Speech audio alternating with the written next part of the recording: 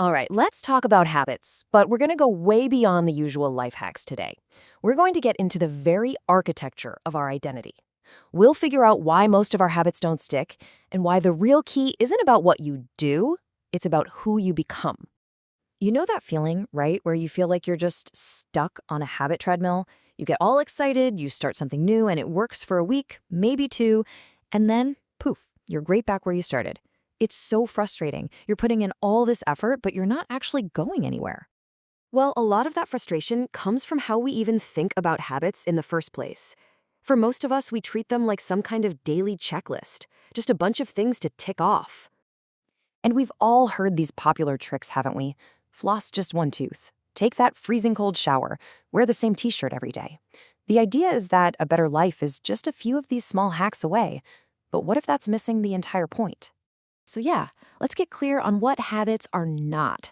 See, their true purpose gets really misunderstood. And honestly, that misunderstanding is the very reason so many of our best efforts just fizzle out. This right here, this is the fundamental shift in thinking. The conventional view is that habits are about getting something external, right? More money, less weight, lower stress. But the deeper, way more powerful purpose is about becoming someone on the inside. Becoming a disciplined person, a healthy person, a calm person. It's a total game changer. And that distinction between becoming and having, that is absolutely everything. It sounds like such a simple little twist in perspective, but trust me, it changes the entire game. Just let that one sink in for a second. The goal isn't just the shiny outcome at the end. The goal is the identity. Habits are literally the tools we use to sculpt ourselves into the kind of person we actually want to be. And think of it like this. Every single time you perform a habit, you're basically casting a vote for the person you want to become. You go for a run, that's one vote for I'm a runner. You write just one page, that's a vote for I'm a writer. Your daily actions are literally piece by piece shaping what you believe about yourself. Okay, so if identity is the real goal, how do we, steer towards it? We need a guide, something the source material calls an identity North Star. This analogy is just perfect. It nails the problem with that whole checklist approach. When you just adopt random habits without a clear destination in mind, you're basically a boat without a rudder. You're just drifting, hoping you end up somewhere good. And that's the big question we all have to ask ourselves, isn't it? What's your rudder? What is that guiding identity that's going to give all your efforts, all your habits, real direction and purpose?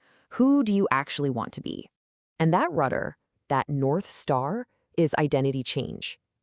It means deciding on the person you want to be first, before you do anything else.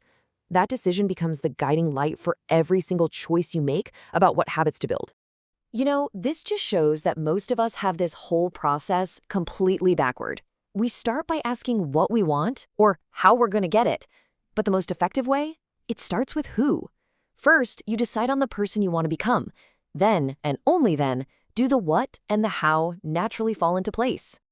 So, this all leads us to a really powerful conclusion, where that link between our tiny daily actions and our core sense of self becomes crystal clear.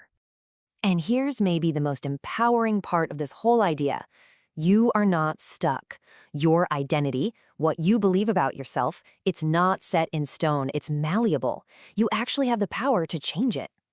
And that power isn't somewhere off in the future. It's right here, right now. Every single action you take is a choice.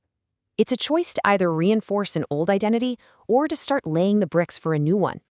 Real change happens today. When you boil it all down, this might be the truest thing ever said about personal growth. You are what you repeatedly do. It's not a metaphor. You literally become your habits. And so that leaves us with one last really important question to take with us. It's not about what you're going to do tomorrow or next year. It's about the choice that's right in front of you right now. Who will you choose to be today?